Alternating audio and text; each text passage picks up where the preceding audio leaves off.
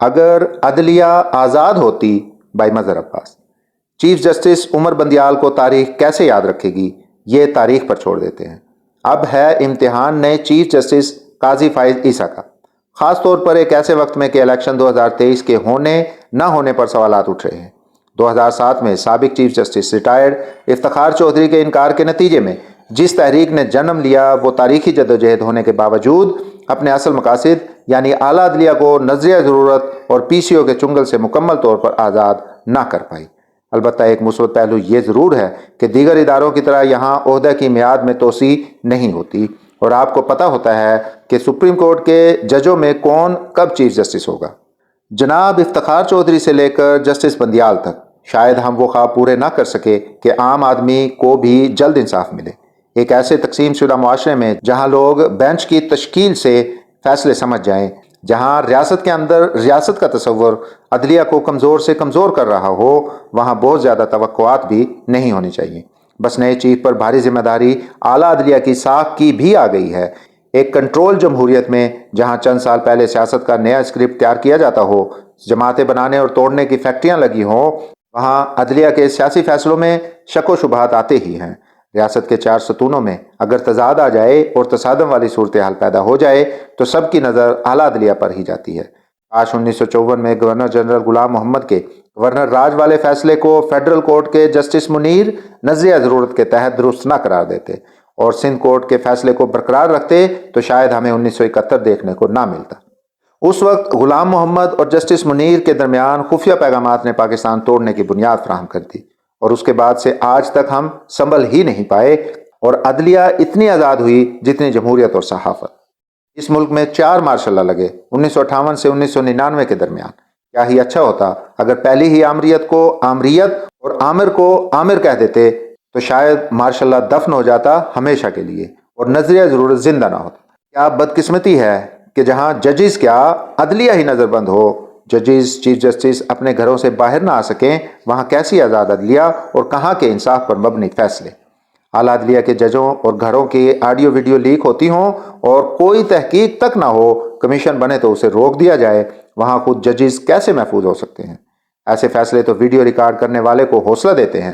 ایک بار سابق chief justice سعید السماء صدیقی مرحوم نے بتایا تھا کہ 16 اکتوبر 1999 کی شام جب یہ بات واضح ہو گئی تھی کہ حکومت ختم کر دی گئی ہے اور فوج نے اقتدار سنبھال لیا ہے، میں نے ساتھی ججوں کو فون کرنا شروع کیا کہ کیا کرنا ہے، ماں سوا چند ججز کے جن کا تعلق کراچی سے تھا، کسی نے یا تو فون نہیں اٹھایا یا اگر مگر کر کے اس مسئلے پر بات نہیں۔ جب ہم خود ہی کمزور ہو جائیں تو کسی سے کیا شکایت؟ میں کورٹ جانے کے لیے دوسرے دن باہر نکلا تو ایک جونیئر افسر نے جو باہر ہی کھڑا تھا مجھ سے کہا، سر آپ گھر میں رہیں۔ جس ملک میں ایک وزیر اعظم کو عدالتی قتل کے ذریعے پھانسی دے دی جائے اور اس بینچ کے ایک جج سالوں بعد اعتراف کریں کہ انہوں نے جونیئر جج ہونے کے ناطے پھانسی کے حق میں فیصلہ دباؤ میں دیا اور پھر وہی جج اس ملک کا چیف جسٹس بنے، وہاں انصاف نہ ہوتا ہے اور نہ ہوتا ہوا نظر آتا ہے۔ ایک زمانہ تھا جب ججز اپنے فیصلوں سے بولتے تھے، اب ریمارکس اور ٹی وی کے ٹکرز کے ذریعے بولتے ہیں۔ بدقسمتی سے وکیلوں اور صحافیوں، سیاستدانوں اور سی ایس پی اور بیوروکریسی کی جو نئی پود اس فرسودہ تعلیمی نظام کی وجہ سے سامنے آ رہی ہے، اس کے واضح اثرات ہمیں ان اداروں میں نظر آ رہے ہیں۔ ایسے میں اس ملک کے نئے چیف جسٹس کیا تبدیلی لا سکتے ہیں، اور یہ ہی ان کا اصل امتحان ہوگا۔ ان کے سامنے کئی چیلنجز ہیں۔ کاش چیف جسٹس عمر بندیال صاحب فل کورٹ بلا کر اعلیٰ عدلیہ کے حوالے سے تقسیم کا تاثر ختم کرتے، کسی ایک آدھ مسئلے پر فل کورٹ بنا ڈالتے، مفادات کے ٹکراؤ پر بینچ سے الگ ہونے کی اعلیٰ روایات برقرار رکھی جاتی، اور کچھ نہیں تو یا تو پنجاب اسمبلی کے معاملے پر از خود نوٹس نہ لیتے اور یا پھر 14 مئی کے فیصلے پر عمل درآمد نہ کرنے والوں کو توہین عدالت پر سزا ہی دے ڈالتے۔ ہر چیز تاریخ پر چھوڑنے سے مسئلہ حل نہیں ہوتا، کیونکہ ہم تو تاریخ بھی اپنے مطلب کی لکھتے ہیں۔